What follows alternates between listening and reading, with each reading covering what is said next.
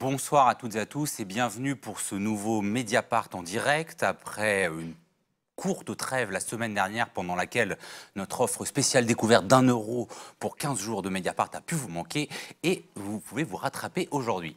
Aujourd'hui, au lendemain d'une élection présidentielle inédite et à la veille d'élections législatives très incertaine, c'est à l'avenir des services publics que nous intéressons, alors que ces 30 dernières années en France, la politique de services publics paraît à la fois avoir creusé les fractures territoriales et sociales du pays, avoir éloigné l'État des citoyens et adopté une vision surtout comptable de la notion de service public. Dans une petite heure, je serai pour en discuter en compagnie de 4 acteurs et agents de ces services publics, mais tout de suite en compagnie de Romaric Gaudin. Bonsoir Romaric. Bonsoir. Du pôle éco-social de Mediapart. Ce sont 3 invités que nous avons le plaisir d'accueillir pour discuter de la déconstruction sensible et de la reconstruction possible de ces services publics. Je commence avec vous, que nos lecteurs de Mediapart connaissent bien. Raymond Avrier, bonjour. Bonsoir. Bonsoir.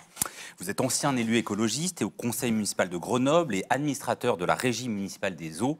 Et on peut et doit citer votre livre enquête sur le système Carignon que vous aviez contribué à faire exploser. À vos côtés, Benjamin Correa, bonsoir. Bonsoir. Vous êtes professeur d'économie à l'université Paris 13 et vous avez récemment dirigé l'ouvrage collectif Le Retour des communs. C'était aux éditions des Liens qui libèrent en 2015. Et pour finir ce tour de table sans table, François Tolel, bonsoir. Bonsoir. Vous êtes géographe, professeur à l'Institut national universitaire Champollion de Toulouse et vous venez de co-diriger un ouvrage qui s'intitule Services publics et territoires qui sera bientôt publié aux presses universitaires de Rennes. Quand ça ? À la rentrée de l'Institut national universitaire Champollion d'Albi. D'Albi, ah oui d'accord, et pas de Toulouse. Université fédérale de Toulouse. D'accord. Précision. Pour nos spectateurs, une autre précision, je tiens à dire que ce plateau uniquement masculin n'est pas complètement de notre fait, que nous avons invité, sollicité, insisté, mais que nous sommes très contents de vous avoir tous les 3 pour ce premier temps de notre discussion de cette soirée intitulée « Quel avenir pour les services publics ?» Titre qui n'est pas d'une folle originalité, je le concède, mais qui pose quand même une vraie question. Ça fait 30 ans, on le disait, qu'on a l'impression que les services publics vont mal, et qu'en même temps, en France en tout cas, ils continuent de fonctionner. Est-ce que vous trouvez qu'on doit s'inquiéter plus aujourd'hui qu'hier de l'avenir des services publics? Premier tour de table tous les 3. Oui, je pense qu'il y a lieu de s'inquiéter de l'avenir des services publics, parce qu'on voit bien qu'ils sont sous pression. Et que, y compris d'ailleurs notre nouveau président élu, annonce des coupures budgétaires importantes et on peut imaginer qu'une partie du service public sera touchée. Alors, on peut s'en préoccuper d'autant plus qu'en France, le service public, c'est vraiment constitutif de notre modèle, de notre modèle économique, puisqu'en France, on a non seulement beaucoup de services publics, c'est-à-dire l'eau, le gaz, l'électricité, les transports, etc., mais en plus, le plus souvent construit avec des entreprises publiques, à la différence d'autres pays où les services publics sont distribués par des entreprises privées régulées. Et enfin, c'est un élément important j'ai presque envie de dire, ce qui reste de l'égalité. Du principe d'égalité, du principe républicain d'égalité. C'est vrai que nos services publics, beaucoup de nos services publics, pas tous, ont constitué des conditions d'accès à des services de base universels, etc., souvent à bas coût, avec des systèmes de péréquation, pas toujours. Bon, bref. Il y a lieu de s'en préoccuper, oui, très sérieusement, parce qu'ils sont sous pression, on le voit, on va en parler pendant cette émission, et c'est un pan de notre identité qui va disparaître. Ceci dit, je termine sur ce point, il faut certainement les protéger, mais pour les protéger, on en discutera plus tard dans l'émission, il faut sans doute les faire évoluer, il ne faut peut-être pas les garder comme ils sont. Alors, vous avez fait le plan de l'émission, effectivement. Raymond Avrier, sur aussi la question du moment, parce qu'il faut s'en inquiéter, parce que c'est important, parce qu'effectivement, ça fait partie d'une certaine identité française qu'on a toutes les raisons d'apprécier. Mais pourquoi est-ce qu'on s'en inquiéterait plus aujourd'hui qu'il y a 20 ans? Je vais parler collectivement, c'est-à-dire je, parce que j'ai porté un certain nombre d'actions, mais nous, parce que nous sommes un certain nombre à nous être intéressés très concrètement et en actes pour mettre en place, moderniser et pas simplement défendre les services publics. Je serais beaucoup plus atterré que Benjamin Coriat. Ça, c'est bien, c'est bien. Je fais partie des économistes atterrés parce que depuis 3 décennies, la logique concurrentielle de marché a très grandement déconstruit les services publics en donnant le primat à la concurrence sur les questions d'égalité que soulevait Benjamin Coriat et qui étaient issues des luttes de la résistance et même avant. Les principes de la Déclaration des droits de l'homme et du citoyen, c'est vieux, c'est pas moderne, c'est pas en marche, c'est 1789. Donc la situation est quand même beaucoup plus critique car il y a eu une forme de désorganisation des services publics et de perte de ce qui fait leur essence, c'est-à-dire les principes d'égalité, de continuité, d'adaptabilité et de clarté dans les comptes publics. François Tolel de l'Institut Champollion d'Albi et de l'Université de Toulouse. Oui, alors, en fait, ça intéresse le géographe, cette question des services publics, parce que c'est une question d'aménagement du territoire. C'est-à-dire que dans l'aménagement du territoire, au départ, il y a à la fois la question de la solidarité. Donc c'est Claudius Petit qui disait que l'aménagement, c'était la solidarité, la cohésion, etc., la redistribution. Et puis de l'autre côté, il y a la compétitivité, c'est-à-dire soutenir ce qui marche bien, développer des pôles de compétitivité comme on le voit aujourd'hui. Donc l'aménagement et les services publics, c'est la partie solidarité. C'est-à-dire que la présence de l'État sur l'ensemble du territoire, par ses terminaisons nerveuses qui garantit le pacte républicain, etc. Alors c'est intéressant parce que dans l'actualité aujourd'hui, on s'intéresse beaucoup à cette question et le géographe ne peut être qu'interpellé, comme on l'a été, nous, collectif d'universitaires et de chercheurs de toute la France, mais surtout de ce collectif autour d'Albi, qui avons publié plusieurs ouvrages sur le sujet. Ce qui nous a intéressé, c'est qu'en 2012, il y a eu une transformation. En 2007 d'abord avec la RGPP, puis en 2012, il y a eu une modification en fait, des logiques d'implantation des terminaisons nerveuses de l'État sur les territoires avec une révision générale des politiques publiques pour revoir la présence et transformer en fait, cette présence de l'État. Et nous avons choisi, nous, de regarder de près quel était l'impact de cette transformation. Alors on s'est posé bien sûr la question de ce que signifie le service public, et nous avons fait le choix de prendre 4 terminaisons nerveuses de l'État. C'est vous appelez les terminaisons. Alors en fait, c'est... on voit sur un corps humain. Oui, oui, c'est un peu ça en fait, c'est-à-dire que c'est la présence physique de l'État, de l'appareil de l'État sur les territoires, que ce soit les services de santé, les services d'éducation, la gendarmerie, et puis nous avons choisi aussi la Poste, alors qui n'est pas exactement un service public comme on l'entend par rapport aux autres, qui est un peu différent, qui est à vocation commerciale aujourd'hui, mais l'idée c'était de regarder de près comment se produisaient ces transformations à partir de cette logique de la RGPP. Et donc, au-delà de ce panorama d'ensemble, c'est vrai qu'on a entendu parler beaucoup de compétitivité, de déréglementation, et nous on voulait voir de près, concrètement, sur des territoires qu'on connaît bien, comment ça modifiait en fait le rapport de l'usager, comment ça modifiait aussi la présence de ces services sur les territoires. Merci. Benjamin Coriat, on évoque souvent à propos des services publics, enfin il y a un courant de pensée qui est aujourd'hui important en économie, qui évoque le retour de l'État autour de ses fonctions régaliennes et donc une vision extrêmement réduite du service public, les autres services d'intérêt public devant être ou intégrés dans l'économie marchande, ou privatisés tout simplement, pour des raisons, nous dit-on, de bonne gestion, de gestion saine, de prise en compte évidemment des deniers de l'État.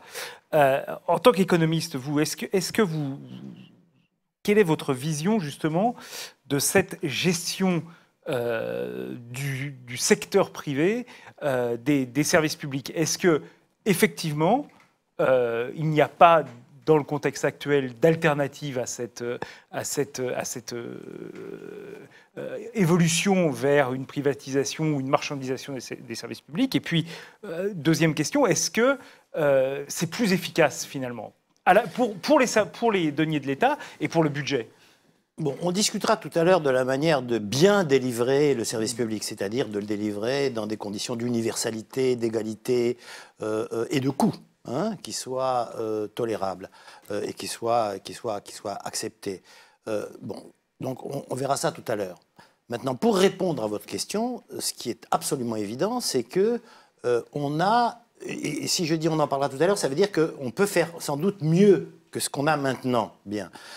Mais pour répondre à votre question, maintenant que j'ai dit ça, l'idée que les services publics sont coûteux, mal gérés, etc., est une idée, dans la plupart des cas, dans la quasi-totalité des cas, tout à fait fausse. Ça veut dire que c'est vraiment une idée, comment dire, implantée par les milieux libéraux qui rêvent de mettre la main sur des activités entières de l'activité publique, à commencer par la santé, la vieillesse, etc., et qui ont inventé ça d'une certaine manière. Je vais juste donner cet exemple. Hein. Il est admis qu'en matière de santé, hein, sur les mutuelles de santé, elles sont 8 à 15% plus coûteuses, ne serait-ce qu'en frais de gestion, pour ne pas parler de la rémunération des actionnaires lorsqu'il s'agit de capital privé qui a été mobilisé dans le public. Donc je veux dire, on est vraiment ici dans un domaine parfaitement idéologique.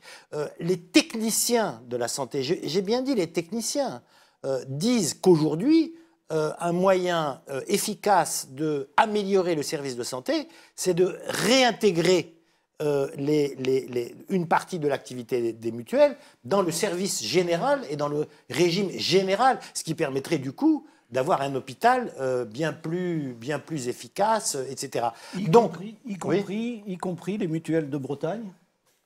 Y compris les mutuelles. C'est une très bonne question. C'est une très bonne question.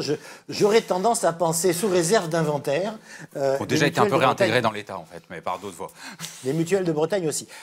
En matière d'eau, alors évidemment, Avrier, mon voisin, est bien plus expert que moi, mais en matière d'eau, il est couramment admis qu'il y a 30% de l'eau souterraine qui disparaît faute d'entretien lorsque cette eau est en régie. Alors ça veut pas dire que les gestionnaires publics sont capables de faire mieux, mais ça veut dire qu'ils peuvent faire mieux, en tout cas s'ils ont le souci du bien public. Ça veut dire qu'il y a des marges. Donc on est, si vous voulez, il y a deux choses. On est dans une situation dans laquelle on a perdu la bataille idéologique. On ne peut pas faire abstraction de cet aspect-là. Ça veut dire l'idée que le privé fait mieux que le public, que le privé sait, que le public ne sait pas. Je veux dire, on a perdu cette bataille-là. Il faut la remener. Il y a cet aspect des choses. Et puis là, le deuxième aspect des choses, c'est l'appétit. C'est l'appétit des grands groupes privés qui lorgnent sur certains aspects du service public. Il y a des choses qu'ils ne voudront jamais faire, hein, mais qui lorgnent sur certains aspects du service public. Et donc, on est dans cette situation-là à laquelle il faut opposer, j'ai presque envie de dire, d'abord le fact-checking, quoi. C'est-à-dire le fait que ce n'est pas du tout moins cher et mieux géré par le privé. Pour vous, il y a un lien entre la dégradation qui est sensible chez beaucoup de Français aujourd'hui du service public et sa privatisation ou sa marchandisation, puisque parfois on a des services publics qui restent dans le giron de l'État, mais qui en fait fonctionnent sur un mode privé. Oui, il y a deux choses. Il y a le fait de la mise en concurrence. Ça veut dire que progressivement, on a autorisé Bruxelles à jouer un rôle important là-dedans, hein, en forçant les services publics à se créer des rivaux, hein, des concurrents. Donc, et les concurrents, en général, ça a été typique dans les services postaux, par exemple, hein, les concurrents se sont emparés des niches les plus lucratives, ce qui a fait pression à la baisse sur la qualité des services fournis. Et donc, effectivement, ça crée les conditions de la privatisation, d'une certaine manière, parce qu'il y a moins d'attachement à la qualité du service. Si on ajoute à ça que l'État a besoin de faire ses fins de mois, si vous voulez, moi je suis très frappé. L'agence des participations d'État, l'APE, hein, qui gère un paquet énorme, hein, de participations d'État dans toutes sortes d'entreprises, elle ne joue aucun rôle. Elle est là pour vendre de temps en temps et faire les fins de mois du budget d'État. Alors que, compte tenu de l'ampleur du portefeuille, il pourrait y avoir une vraie politique active autour de ça. Donc voilà, si vous voulez, c'est la combinaison des deux choses, les besoins de financement de l'État liés à l'endettement et la mise en concurrence qui crée les conditions pour que la privatisation soit moins douloureuse, si on peut dire. Oui, oui, alors en fait, ce qu'on a regardé, nous, c'est le triomphe du New Public Management, c'est-à-dire en fait, on a des modes opératoires qui fétichisent le chiffre. Donc on a des statistiques qui sont placées au sommet de la pyramide, Exact. et puis ensuite on a des logiques qui sont assez différentes d'un service à l'autre, puisque nous, on a regardé 4 services différents.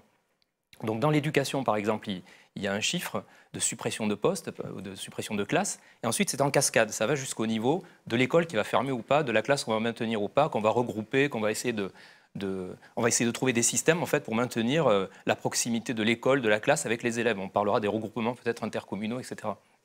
Dans la santé, c'est exactement la même chose, mais là c'est sous couvert de sécurité, c'est-à-dire qu'on va fermer des maternités en indiquant au patient que c'est beaucoup plus sécurisé pour lui d'aller dans un grand hôpital, dans une clinique de ville moyenne, plutôt que de garder des maternités de petite ville, par exemple. Dans le domaine de la Poste, alors là, on a une négociation en fait avec les élus locaux. C'est-à-dire que la Poste va demander aux élus locaux de se positionner dans un système où ils proposent en fait 3 formules, c'est-à-dire le bureau de poste traditionnel, l'agence postale communale et puis le relais postal. Le relais postal, c'est chez un commerçant, pouvoir disposer de quelques opérations de base en fait, dans certains territoires.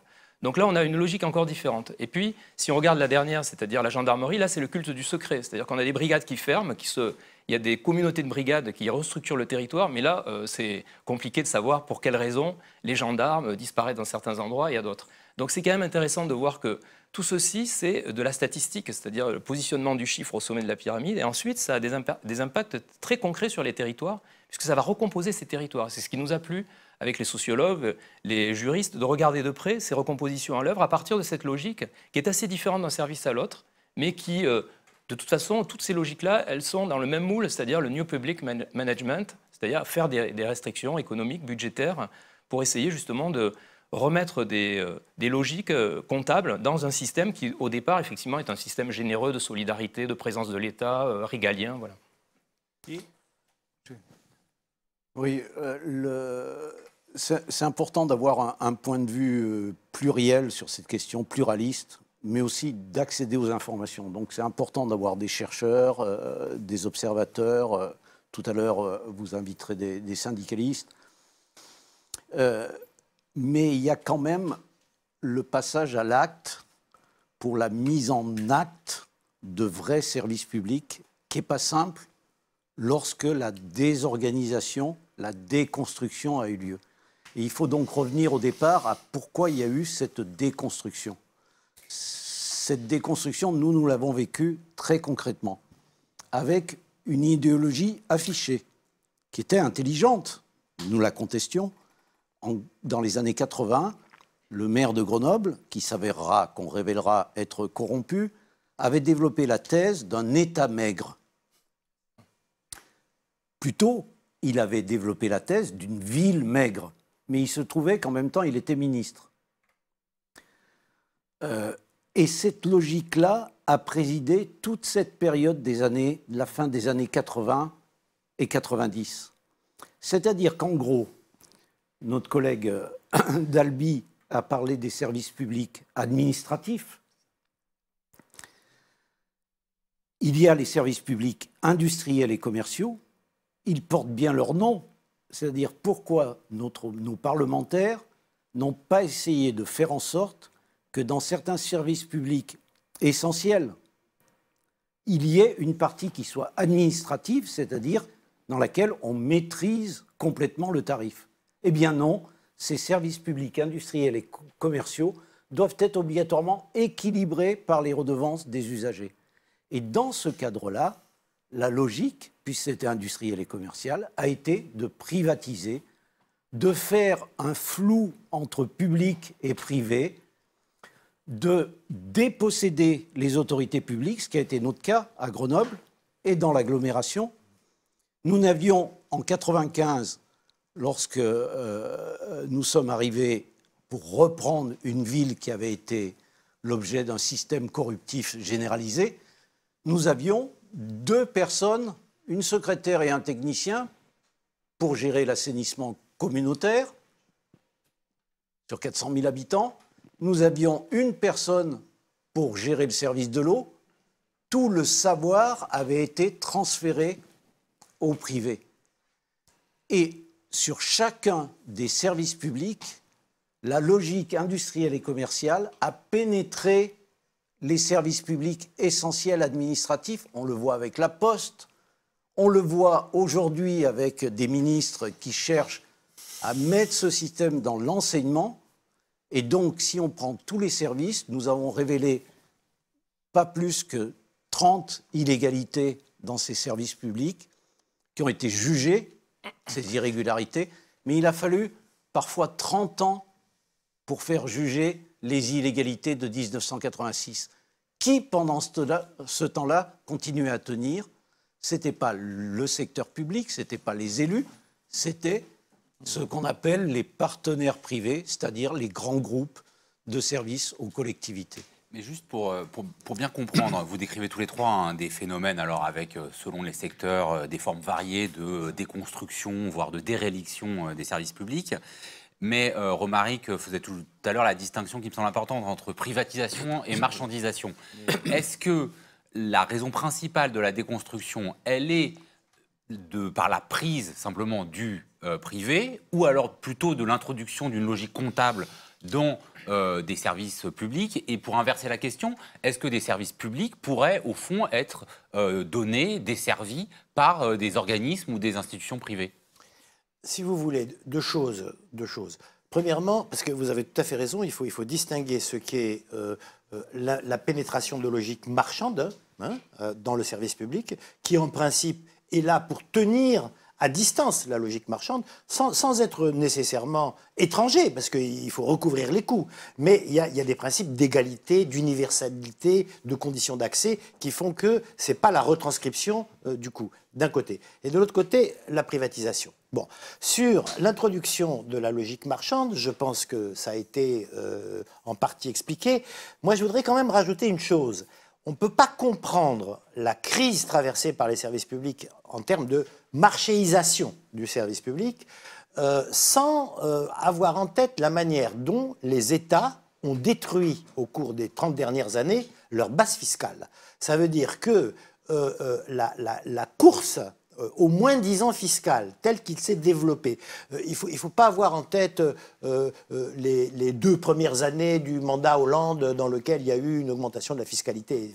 Si on raisonne sur 30 ans, l'impôt sur les sociétés, l'impôt sur le revenu, les différents types d'imposition ont été considérablement baissés du fait de la concurrence fiscale. Et donc, les États se sont retrouvés démunis et d'une certaine manière, c'est un peu ce que vous disiez tout à l'heure, c'est-à-dire en termes de privatisation. Comment dire, n'ont plus d'autres ressources d'une certaine manière qu'à travers la marchéisation d'une partie de leurs services. Mais donc, si vous voulez, je vais le dire comme ça, parce que moi j'ai l'habitude de dire ce que je pense. La fiscalité, c'est l'égalité. C'est-à-dire que s'il n'y a pas de fiscalité, il n'y a pas de république. Bon. Et dans la mesure où on a détruit notre fiscalité, on a détruit les bases de la République. Ça, c'est la première chose que je voulais dire. La deuxième chose, et ça c'est lié à ce que dit Avrier, mais je vais le dire de manière plus théorique si vous voulez bien. La res publica, la chose publique, en droit romain, c'est une chose inappropriable.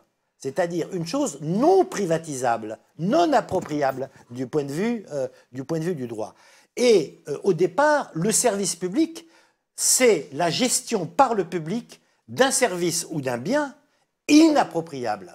Et progressivement, et voilà les choses qu'il a fallu faire juger, j'imagine, progressivement, l'administration, ou en tout cas une partie des représentants de l'administration, qui devait gérer pour le compte d'autrui, a géré pour son propre compte et a traité le bien public, le bien inappropriable, le bien impartageable, comme un bien privé de l'administration publique. Et ça a donné lieu aux privatisations. C'est la raison pour laquelle, et j'imagine c'est une des raisons pour lesquelles vous m'avez fait venir, tout le raisonnement en termes de commun, c'est-à-dire réintroduire le fait qu'une chose publique est une chose inappropriable et que sa gouvernance, pour que ça soit inappropriable, doit être partagée de manière à ce qu'il y ait un contrôle des acteurs les uns sur les autres pour empêcher la dérive vers la privatisation, fait partie de l'avenir des services publics. Moi, je pense qu'il n'y a pas d'avenir, de véritable avenir des services publics si on n'introduit pas une logique de commun, c'est-à-dire une logique de gouvernance partagée, et donc, en dernière analyse, une logique citoyenne dans la gestion des services publics. C'est ça la vraie garantie. Alors, Benjamin Correa embraye déjà sur la reconstruction, peut-être, François Tolel, pour finir sur cette question. Peut-être avant la reconstruction, en fait, je pense qu'il y a encore 3 logiques, comme celles qui ont été évoquées ici. D'abord, il y a les économies du budget de l'État, ça c'est clair. Deuxièmement, il y a aussi un discours qui est que l'on voit beaucoup en géographie ou en économie sur le fait que les grandes métropoles produisent beaucoup de richesses. Donc c'est la question du revenu. Et cette richesse, elle est redistribuée en fait par les politiques de solidarité, d'aménagement du territoire. Donc il y a pas mal de discours aujourd'hui qui disent que cette redistribution, elle coûte cher. Et donc, plutôt que de redistribuer sur des territoires qui finalement ne s'en tirent pas si mal que ça, alors que les métropoles ont leurs propres problèmes dans des quartiers en difficulté, il vaut mieux que les métropoles gardent cette richesse économique qu'elles produisent. Et effectivement, on montre le découplage entre le PIB et puis le revenu. On a des métropoles qui ont des PIB très forts, mais des revenus qui sont inférieurs, puisqu'il y a ce phénomène de redistribution par le budget de l'État qui est la garantie aussi de la solidarité. Donc il y a un discours là-dessus sur la remise en cause de la redistribution. Et puis un troisième discours, que l'on voit un peu plus en géographie, c'est le discours sur la mobilité partout.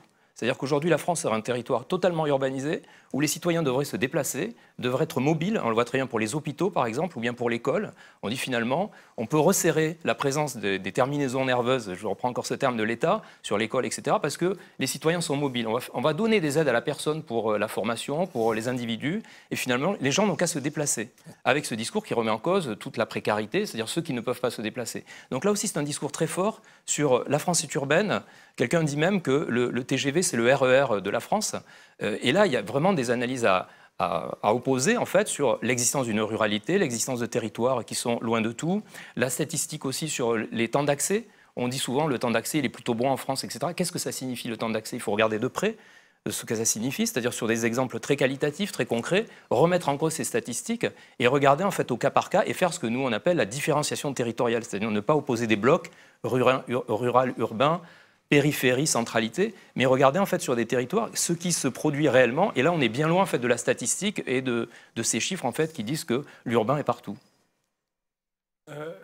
Peut-être une question avant de passer à la phase de reconstruction, en tout cas des idées pour les services publics de demain.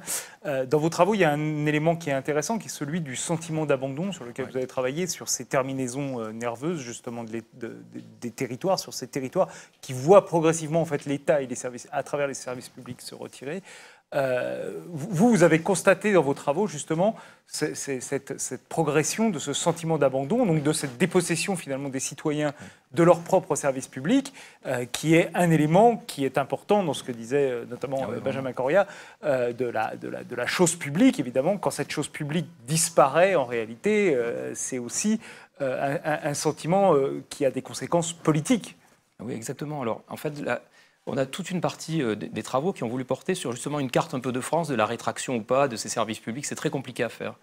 Même le CGET, le Commissariat général à l'égalité des territoires, aujourd'hui a bien du mal à fournir une carte un peu précise de la présence des services de l'État, de sa rétraction ou pas. Donc il lance des études, des appels d'offres, des thèses pour essayer de savoir un peu ce qui se passe concrètement à l'échelle nationale. Alors après, à l'échelle départementale, aujourd'hui, on a les schémas de services, c'est-à-dire que les départements doivent établir des schémas de services avec toute une partie constat, où, grâce à la base des équipements de l'INSEE, on peut arriver à constater s'il y a retrait ou pas d'un certain nombre de services. Dans l'ouvrage, en fait, il y a 2 chercheurs, Mohamed Hilal et puis Alexandra Barzac, qui ont fait un état des lieux de ces services à partir de la base d'équipements, donc qui montrent certains services qui se développent plus que d'autres, les piscines, la gendarmerie, la poste, enfin bon, ils ont regardé ça de près avec de la cartographie. Mais c'est vrai que ce qu'on a regardé à part ça, en fait, c'est le sentiment d'abandon. C'est-à-dire qu'il y a une approche sociologique du travail, où on est allé enquêter auprès des habitants, on a posé pas mal de questions auprès des élus aussi, et on a recueilli tous ces témoignages, et tous, en fait, dans les territoires que l'on a observés, c'est-à-dire des territoires de l'ancienne région Midi-Pyrénées, à la fois des territoires de montagne, territoires ruraux. On a choisi 4 ou 5, à l'époque c'était des pays, aujourd'hui ce serait plutôt des PETA, en fait, des macro-départements, enfin des zones inférieures au département. Et on a choisi dans ces territoires de regarder, d'interroger les habitants. Et l'équipe des sociologues, Christophe Jalodin, Yigal Fijalkov, etc., ont posé toute une série de questions à ces habitants pour essayer de comprendre comment ils vivaient concrètement le départ, la rétraction des services publics. Parce qu'il y a eu des cartes, je ne sais pas si vous vous rappelez, cette approche sectorielle de la RGPP avait produit un cumul des départs et de la restructuration des services publics dans certaines communes. C'est-à-dire que certaines communes avaient été impactées, puisque c'était comme des balles de fusil, en fait, avaient été impactées directement par le retrait des services de l'État, qui se cumulaient au même endroit. Parce que la réforme n'avait pas été pensée territorialement, mais sectoriellement. Donc on pouvait avoir des territoires qui recevaient une réforme de la justice, une réforme des écoles, une réforme de la gendarmerie, des casernes militaires, tout en même temps. Et donc, on est allé regarder ces territoires-là, mais d'autres aussi. Et dans tous ces territoires, il y avait ce sentiment d'abandon. Donc on s'est demandé pourquoi il y avait ce sentiment d'abandon. Ce n'était pas forcément des gens qui utilisaient ces services publics. C'était plutôt au contraire des gens qui étaient militants d'une vie associative, militants d'un collectif, et qui vivaient dans une communauté, et qui avaient l'impression qu'on dépossédait une partie de la communauté quand on retirait une classe, quand on retirait une école, quand on faisait du regroupement scolaire. Donc c'était très très compliqué. Et Philippe Subra, dans l'ouvrage, montre ces contestations, montre comment s'organisent ces contestations, quels sont les champs en fait, qu'utilisent les acteurs pour revendiquer un positionnement. Et c'est très intéressant parce que souvent l'élu local est interpellé, il essaie, quand il est dans un réseau de notables, notabilières, il arrive à tirer son épingle du jeu, donc il va aller négocier avec l'inspection académique des ouvertures, des fermetures des classes, des regroupements. Quand il est dans des associations au niveau national, au niveau départemental, il va essayer d'agir avec la Poste au mieux possible. Donc on a des stratégies qui désarticulent complètement des communautés, et c'est ce qui est vraiment intéressant de regarder de près ces communautés. Et la statistique, là, ne dit rien, mais l'approche qualitative de terrain, elle dit beaucoup sur ces perceptions. Alors après, la question, c'est de savoir ce qu'on fait de ces perceptions. C'est-à-dire, soit on les prend en compte et on essaie de travailler avec, soit on s'en fiche complètement et on peut dire à ce moment-là, les gens ont des mauvaises perceptions, la statistique, elle parle d'elle-même, il n'y a pas finalement de rétraction, mais ça peut s'incarner ensuite dans le vote, c'est-à-dire un vote protestataire. Donc il nous semble que ce sentiment d'abandon, ce sentiment de délaissement, puisqu'on avait employé ce terme-là, pour nous, il est assez fort pour être pris en compte par la puissance publique. Au-delà de cet aspect du rapport au territoire et à la mobilisation des territoires, la question qui nous est posée aussi, c'est qu'en matière de services publics, et en particulier les services publics industriels et commerciaux, mais pas que, il est logique d'avoir des marchés publics, car aucune collectivité n'a une usine de fabrication de canalisation d'eau ou de fabrication de transport public. Donc, les marchés publics sont un élément essentiel des politiques publiques. Par contre, ce qui a été mis en place dans la déconstruction, c'est le passage de cette idée de marché public sur des définitions de besoins par la collectivité, l'État, les collectivités, par les instances de la République. C'est le passage de marché public à délégation de services publics, concession, ce qui veut bien dire son terme, son double terme, hein. Concéder, on sait ce que ça signifie, partenariat public-privé, et depuis 3 décennies, se sont construits tout un tas d'intermédiaires au plus haut sommet de l'État, qu'on voit réapparaître ces derniers temps encore, mais y compris dans les instances juridiques type Conseil d'État, Cour des comptes ou Cour de cassation, pour pénétrer l'appareil de l'État et des collectivités territoriales dans une logique de déléguer au privé sur une très longue durée avec l'alibi instance de régulation et normalement le délégant, le concédant, contrôle et fait ça sous sa responsabilité. En réalité, nous l'avons vécu sur à peu près tous les services publics en ce qui concerne Grenoble et son agglomération, cette logique-là de dépossession qui fait qu'on perd le savoir, car ce sont des travailleurs qui sont là, ce n'est pas les élus qui font, c'est même pas les ministres, c'est même pas le président de la République qui fait fonctionner la République, ce sont des personnes. Et donc, lorsqu'on se fait déposséder de ce savoir, eh bien, pour retrouver, reconstruire le service public, il faut du temps. Il nous a fallu 10 ans pour remunicipaliser le service public de l'eau et de l'assainissement de Grenoble, spolié par corruption au profit de la Lyonnaise des Eaux. Et 10 ans, vous voyez que pendant ce temps-là, le service a fonctionné avec des logiques de profit. Et donc nous pouvons faire la comparaison. car un service public géré entièrement de manière publique n'est pas obligatoirement bon. Notre maire corrompu avait juste l'année d'avant désorganisé le service pour faire en sorte qu'on dise que ça sera mieux le privé. La première manière de déconstruire le service public, c'est la passivité des élus, des responsables, des représentants, y compris d'ailleurs des représentants syndicaux, associatifs qui sont dans les instances de concertation. La passivité est source de corruption de la République. Et on est rentré pendant ces 3 décennies dans un système de confusion des genres dans lesquels on parlait de service public, en fait c'était le privé qui le faisait. Mais c'était soi-disant en concession contrôlée. Et donc c'est un système collusif, où il y a des collusions entre privé et public, un système qui corrompt, qui atteint les éléments essentiels.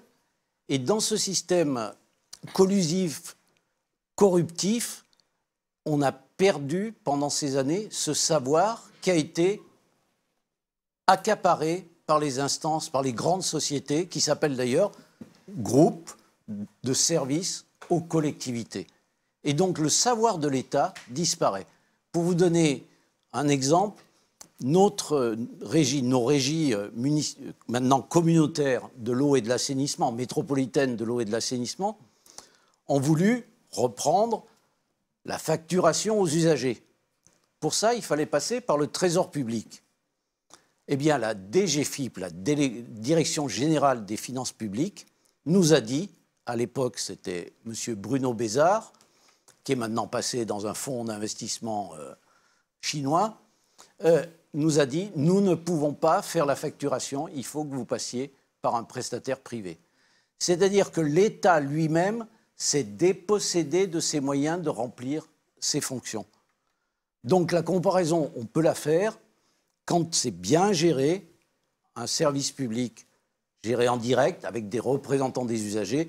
Nous, par exemple, on avait fait faire 20 millions d'économies de 2000 à 2008 aux usagers de l'eau.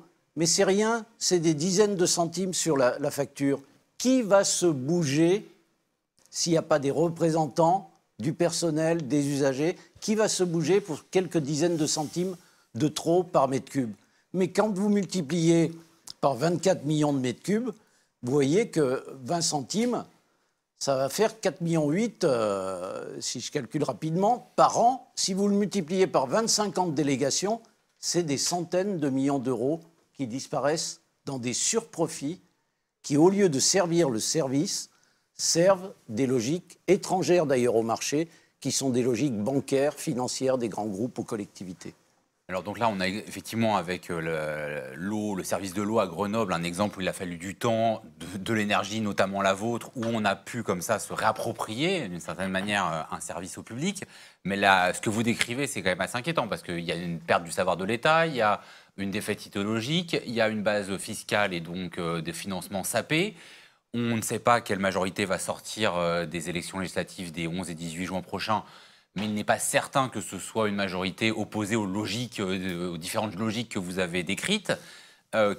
Pour basculer un peu dans la partie qu'on voulait aborder avec Romaric Gaudin dans ce débat de la reconstruction, quelle voie vous voyez? Enfin, quelle piste au moins? Bon, on ne peut pas lire dans le mar de café, mais je pense que tout ce dont on vient de parler, et qui sont des tendances extrêmement puissantes, qu'il ne faut pas du tout nier, c'est une partie des choses. C'est une partie des choses. Il y a une autre partie des choses qui est moins visible, qui s'est d'ailleurs à sa manière aussi exprimée dans les élections. Si on pense, voilà, pour être clair, à certains chiffres de la France insoumise, ça dit quelque chose. Bon, alors, ce qui est en gestation, c'est quelque chose d'assez nouveau, qui est voilà, et que moi, en tout cas, je caractérise comme des mouvements à caractère citoyen et autour des communs. Alors, c'est le moment d'en parler. C'est quoi l'idée? L'idée, c'est de dire que là où le service public marche, très bien, là où il est corrompu, là où il est sous forme de délégation et qu'on ne s'y retrouve pas, etc., il y a la possibilité d'introduire des formes nouvelles de gouvernance. Je vais juste donner l'exemple de l'eau à Naples, parce que je crois que ça a son importance, ça. Hein. Berlusconi a voulu privatiser l'eau à Naples. Donc il y a eu un énorme mouvement de lutte contre cette privatisation de l'eau à Naples. Et, point important, il ne s'est pas fait sur le thème de l'eau service public. Il s'est fait sur le thème de l'eau bien commun. C'est-à-dire l'eau bien commun. C'est-à-dire l'eau fait partie de ces biens essentiels dont l'administration, dont le pouvoir, dont les citoyens doivent se mêler pour assurer l'accès. Si vous voulez, on rentre dans une toute autre logique. On est dans une logique de un bien commun, c'est un bien qui doit être partagé et pour lequel l'accès doit être garanti. À l'extrême limite, que la titularité du bien soit publique ou privée importe pas. En tout cas, ça va impliquer des choses différentes, hein, suivant que voilà, un palais appartient à un privé, mais il fait partie du bien commun en tant que produit des artistes, des artisans, etc. Et donc, tout le monde doit pouvoir en jouir. Donc, ce bien doit recevoir un certain nombre de servitudes qui garantissent son accès. Ça va très loin, hein. L'idée que, pas seulement l'eau, hein, je vais y revenir ensuite, l'idée que des places publiques qui sont des lieux de socialité, et pas seulement des lieux de circulation, l'espace public est un bien commun qui, comme tel, doit être protégé. Comment dire? Parce que c'est un lieu de socialité, c'est un lieu de partage. Moi, je le dis d'autant plus volontiers que j'ai bien connu la place Tiananmen il y a 30 ans, il y a 40 ans. Allez vous promener sur la place Tiananmen aujourd'hui, c'est plus du tout un lieu de socialité. C'est rempli de grillages dans tous les coins, etc. Parce que depuis le printemps de Pékin, il est hors de question que ça soit un lieu de socialité. Vous voyez? Donc, l'idée de place bien commun, comme l'idée de l'eau bien commun, c'est l'idée que l'accès doit être garanti. Et pour que cet accès soit garanti, on retombe sur des questions de gouvernance. Ça veut dire qu'il faut qu'il y ait des représentants des différents groupes d'usagers ou de gestionnaires ayant à voir avec le bien. Si vous voulez, en Italie, ça s'est traduit par le fait que l'entreprise qui délivre l'eau a été remunicipalisée et elle s'appelle ABC, Acqua Bene Comune, l'eau bien commun. Et il en dérive une série de conséquences. Les premières séries de conséquences, c'est que les premiers mètres cubes, toujours cette idée d'accès, les premiers mètres cubes doivent être gratuits et garantis à tous. Ensuite, il y a un prix, etc. Et si vous voulez remplir votre piscine, dans ce cas-là, vous allez payer plus cher. Donc, c'est quoi l'idée qui est derrière, hein? L'idée qui est derrière, c'est on garantit l'accès. On garantit l'accès à l'éducation. On garantit l'accès à la santé, on garantit l'accès à la culture. Bon. Et pour garantir cet accès, quelle que soit la titularité, hein, on introduit un ensemble de servitudes dans la gestion du bien, et la garantie, c'est que dans la gestion du bien, on aura une pluralité d'acteurs dont les bénéficiaires, dont les usagers, au premier chef. Alors, mais juste, je vous interromps un instant, parce oui. qu'on comprend la logique, on se demande quand même comment, alors qu'un État puissant comme l'État français s'est fait manger d'une certaine manière par des logiques de privatisation et de marchandisation, des collectivités ou des groupements comme ça pourraient résister à des telles logiques. Ah, mais parce que si j'ose dire, les gens qui ont privatisé un certain nombre d'activités et ceux qui en bénéficient, c'est pas les mêmes, vous voyez. Donc, je vais vous donner un exemple. J'ai expliqué un jour ce genre de choses, bon, à une assemblée de jeunes types assez formidables, hein, qui fabriquaient des communs dans tous les coins, et qui m'ont dit Benjamin, pourquoi est-ce qu'on a besoin de l'État? On n'a qu'à faire ça nous-mêmes. Alors je réponds à votre question. Et je leur ai dit quoi? Vous voulez faire des hôpitaux dans vos quartiers avec vos petites mains et avec vos petits moyens? Bon, donc qu'est-ce qu'il nous faut? Il nous faut un principe de service public garanti par l'État et les ressources de l'État, hein, qui est par exemple sur la question de la santé, la garantie citoyenne d'accès à l'état de l'art en matière de santé publique. le tout à travers un système d'hôpitaux. Et puis, c'est ça la nouveauté, qu'il y ait une gouvernance de l'hôpital, hein, dans lequel on ait les patients, le personnel hospitalier, le personnel administratif, les riverains, etc., qui garantissent que l'accès aux plus pauvres dans les meilleures conditions est garanti. Vous voyez, je réponds à votre question. Ce n'est pas les mêmes qui privatisent et ceux qui bénéficient du service. Ceux qui sont en bout de service, eh ben, ils n'ont plus qu'à supporter l'effet de la privatisation. Tandis que s'ils sont associés plus tôt, tout est différent. François Tolaille, ce sont des réflexions qui vous intéressent, qui semblent peut-être répondre à certaines des préoccupations des gens que vous avez rencontrés dans l'enquête que vous avez menée, et qui justement, eux, sont en demande de cette reconstruction des services publics et qui souhaitent aussi être acteurs, puisqu'on a vu ce sentiment d'abandon, de délaissement, souhaitent être acteurs justement de cette reconstruction. Oui. Alors c'est vrai que aujourd'hui, il y a cette tendance à la rétraction qu'on a vu tout à l'heure. Quand on regarde ces territoires, il y a un raisonnement au niveau national aujourd'hui, c'est de dire soit on développe du réseau, puisque le territoire en fait serait mort, et donc on développe plutôt du réseau, c'est-à-dire de la connectivité, de la mobilité, comme on l'a vu tout à l'heure. Oui, on va chercher et donc ça ailleurs c'est extrêmement moderne, donc des échanges, etc. Et puis finalement, on ne se préoccupe pas vraiment des territoires, c'est-à-dire de remplir les territoires comme on le faisait des mailles, c'est-à-dire de la fameuse maille républicaine, etc., où il y avait, dans chaque maille, il y avait le même type de service. Donc aujourd'hui, on serait sur quelque chose de plus moderne. Et on aiderait plutôt les individus à bouger sur ces réseaux. Bon, je pense que ça, c'est un élément de la réponse, mais ce n'est pas le seul élément. C'est-à-dire qu'il faut aussi considérer qu'il y a des plaques territoriales avec une offre de service minimale, certains appellent ça le bouclier rural, qui est une offre de service minimale.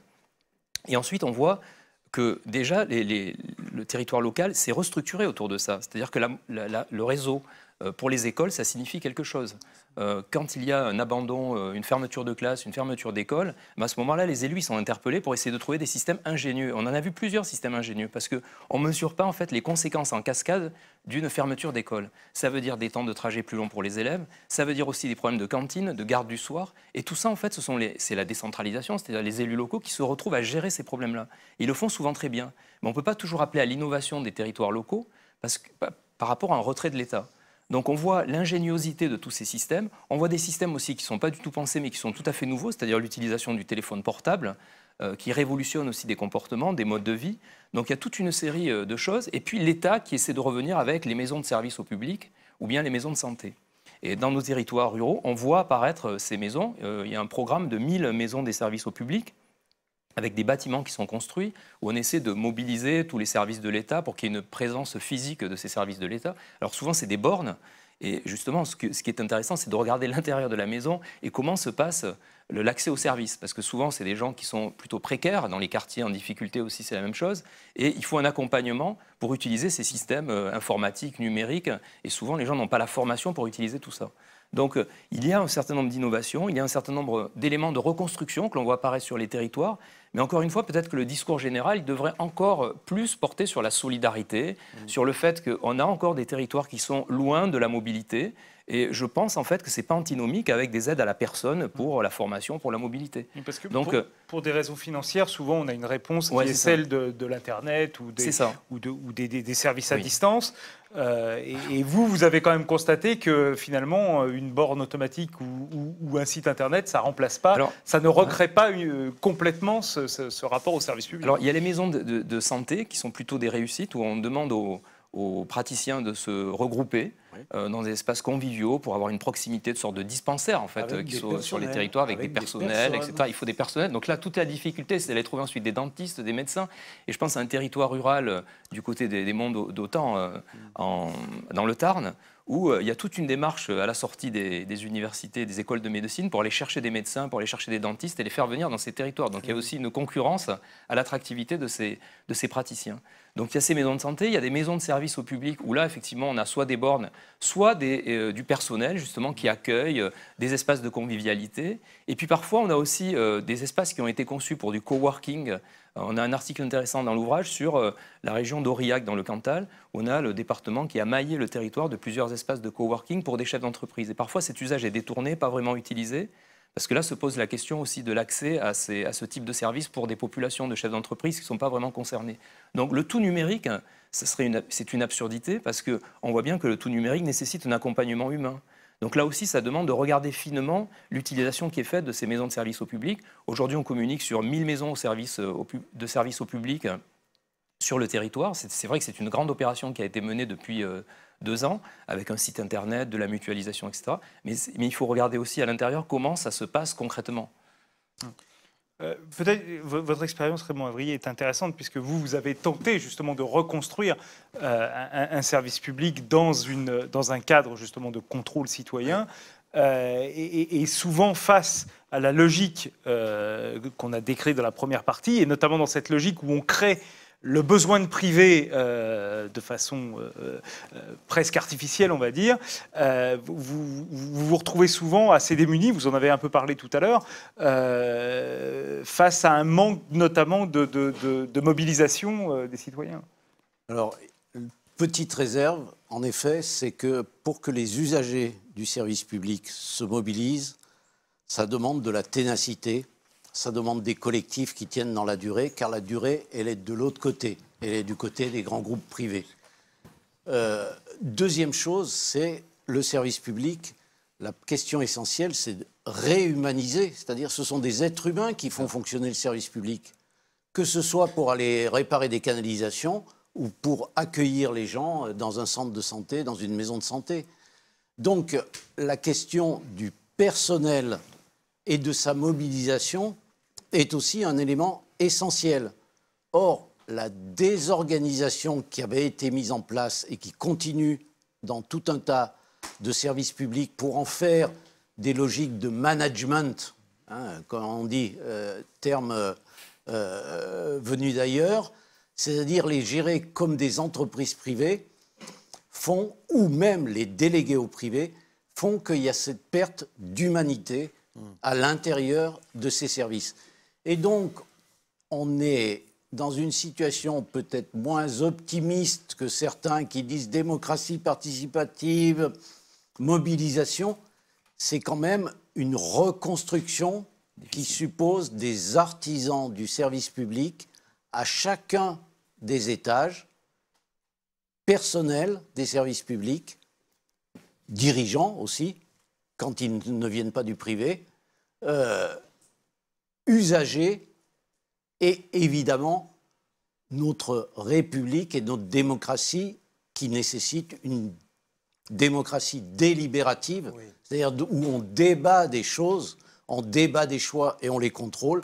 Bref, d'appliquer les articles 14 et 15 de la Déclaration des droits de l'homme qui font que normalement on doit définir nos besoins, les contrôler dans un cadre collectif et non pas simplement dans un cadre marchand. Benjamin Correa, et oui, ce sera le mot de la fin de cet échange. Deux remarques, une très pragmatique et une peut-être plus principielle, mais je pense que c'est très important aussi. La remarque pragmatique, c'est de dire, à travers des exemples que vous avez donnés, ou ceux dont tu as parlé, c'est que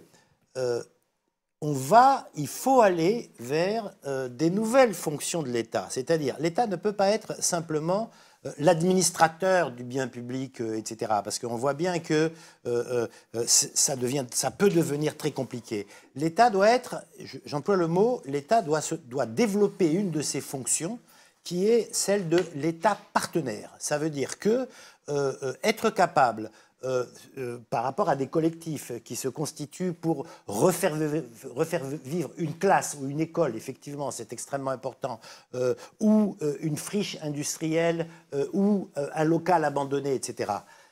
Que l'État ne se présente pas nécessairement comme celui qui va tout faire, mais simplement le facilitateur et le partenaire des collectifs vis-à-vis desquels il met vis-à-vis desquels il fournit un certain nombre de ressources, ça serait un très grand changement. Ça serait du partenariat public-public. Ça serait du partenariat public commun, si je peux me permettre. Oui, et je pense qu'il y a un grand avenir dans le partenariat public commun.